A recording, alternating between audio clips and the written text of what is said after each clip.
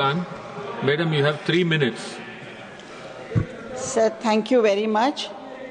मैं महिलाओं के स्वास्थ्य तक अपनी बात को सीमित रखना चाहूँगी। सर, भारतीय संस्कृति में दिव्य नारी शक्ति, इस पर श्रद्धा अटूट तरीके से रची बसी है। सरकार जिस पर अक्सर इसको संबोधित करती है, संदर्भित करती है, जहाँ नारी की पूजा अनेक दिव्य रूपों में की जाती है, वहीं महिलाओं का इंसान के रूप में उपेक्षा ही की जाती है। सर, नारी शक्ति है, जननी है, लक्ष्मी है, अन्नपूर्णा है, साक्षी है। आज नारी और शक्ति एक दूसरे के निकट तो कहीं भी नहीं नजर आती है। सर, इनका सार्थक संगम तत्काल आवश्यक है। महिला स्वास्थ्य के संबंध में कई मौलिक समस्याएं इस वर्ष के अर्थसंकल्प में भी दुर्लक्षित है। सर, शक्ति के रूप में नारी दुर्लक्षित है।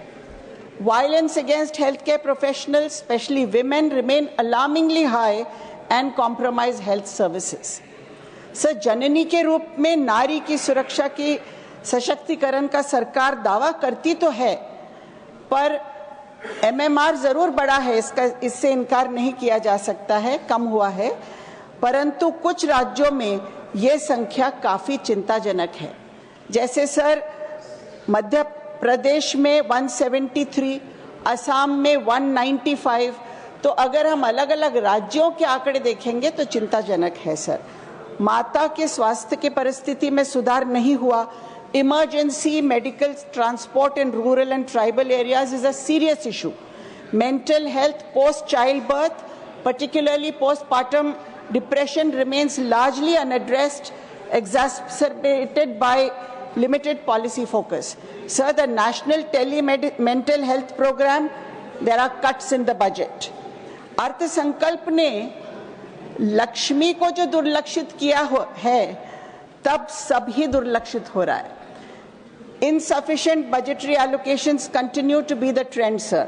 The National Health Policy of 2017 recommended a combined health expenditure of 2.5% of the GDP by 2025, yet the current allocation stands at 0.27% of the GDP. Moreover, allocations as a percentage of GDP and total budget have steadily declined since 2022, undermining health infrastructure and service delivery. Annapurna भी दुर्लक्षित है। Anaemia 14 से 49 years के बीच में बढ़ोतरी हो रही है, 51.5% in 2015-16 to 57% in 2019-21. Sir, Shastri के प्रोटेक्टर ऑफ चिल्ड्रन भी दुर्लक्षित है। Malnutrition under 5 years, sir, please give me just 1 minute. Malnutrition under 5 years, stunted children increasing from 35.5% in 2021 to 37% in 2024. In 2024, 6 children were wasted and 17% were underweight. Although HPV vaccine was a highlight in pre-election budget, there has been no follow-up action. Indigenously developed HPV vaccine remains outside the universal immunization program with no clarity on dedicated funding for its nationwide rollout. Sir, at the end, I'll only read out my recommendations. Increase budgetary commitment to reach the target of 2.5% of GDP expenditure in 2025. Strengthen health infrastructure. Improve antenatal and postnatal services and swift action on HPV vaccine rollout. India needs to strengthen its nursing care to match global standards. Medical colleges are increasing, but what about specialty faculty? They are not there. So we are compromising on the quality of medical education. We have to focus on that. Our commitment to Nari Shakti must reflect in robust budgetary provision.